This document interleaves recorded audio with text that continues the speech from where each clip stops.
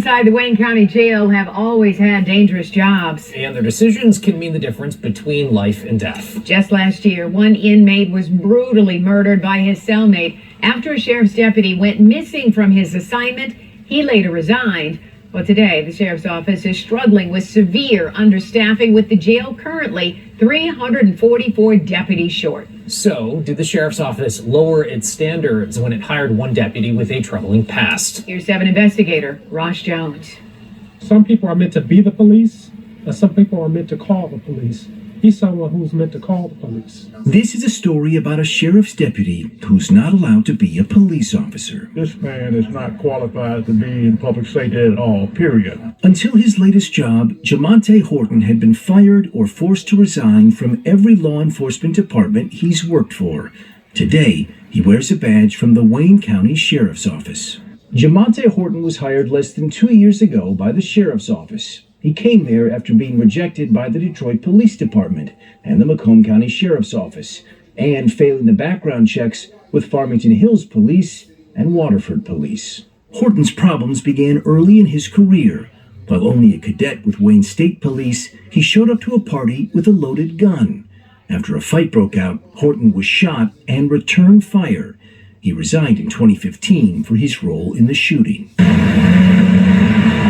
His next stop, Ypsilanti Police, where Horton was written up for missing shifts, found sleeping in his patrol vehicle, and caught playing a homemade pornographic video featuring himself to his fellow officers while on duty. He was also written up for putting those officers at risk, leaving a sergeant alone during a traffic stop and missing a knife during a search of a domestic violence suspect. And when he was working a sexual assault investigation, Horton failed to follow simple orders that led the case to be ignored for 2.5 months, leaving the suspect free on the streets. Victims are the reason why police departments are in business, to help victims and to prevent people from being victims. Ricardo Moore is a commissioner with the Detroit Police Department who rejected Horton's applications twice. He shouldn't be trusted with the privilege of being a police officer. Facing termination from Ypsilanti, Horton resigned in 2019. His chief said he'd been given multiple opportunities to improve, but still wasn't capable of completing his core duties like coming to work and remaining awake. His next stop, the Highland Park Police Department, where Horton's judgment was questioned early and often. Who stabbed who? I ain't stabbed nobody, man. In 2020, Horton responded to the scene of a stabbing at a club along Woodward Avenue. When it was time to handcuff a suspect, Horton was seen handing his department-issued AR-15 rifle to a strip club security guard, a violation of department policy. In a separate incident, while searching for a suspect, Horton did a U-turn across 2 lanes of traffic, striking another vehicle. According to Highland Park PD, he kept driving without checking on the driver he just hit. But the final straw came in 2022. While Horton was out on patrol, he heard over the radio that Detroit and Michigan State Police were engaged in a high-speed pursuit. According to Highland Park's investigation, Horton was ordered not to get involved in the chase, but he did anyway.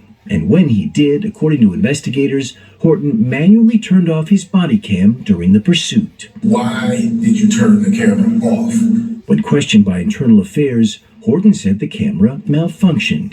I didn't engage in no chase. I wasn't involved in the chase or anything. But GPS data confirmed he was involved in the chase, and according to Internal Affairs, Horton made several false statements during the investigation.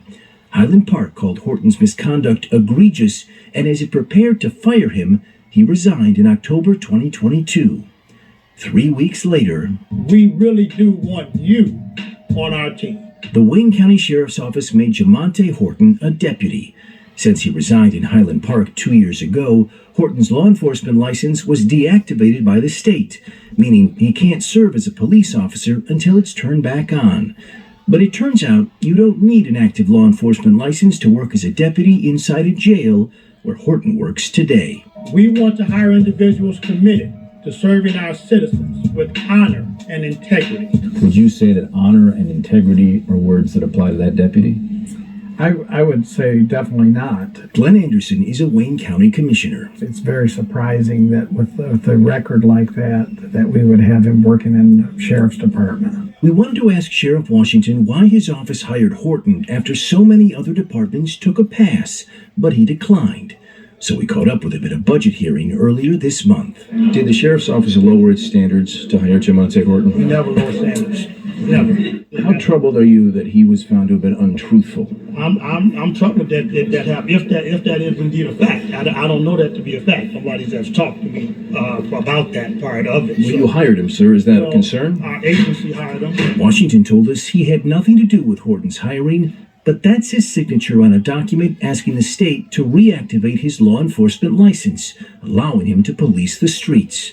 But last week, the state said no, issuing an intent to deny the county's request, saying Horton did not meet the character fitness standard to be an officer. He was hired by several agencies. He was fired by several agencies or forced to resign. I don't know about our last. He was fired or forced to resign from 3 different agencies. I have no first-hand knowledge of that again. Is that not something you should know about? I'm going to know about it, and when I know about it, we'll address it.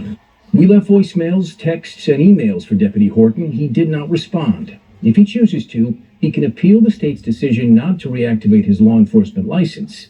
Even without it, though, he is still allowed to remain a deputy inside the jail. Sheriff Washington told me Horton has a stellar record since joining the county.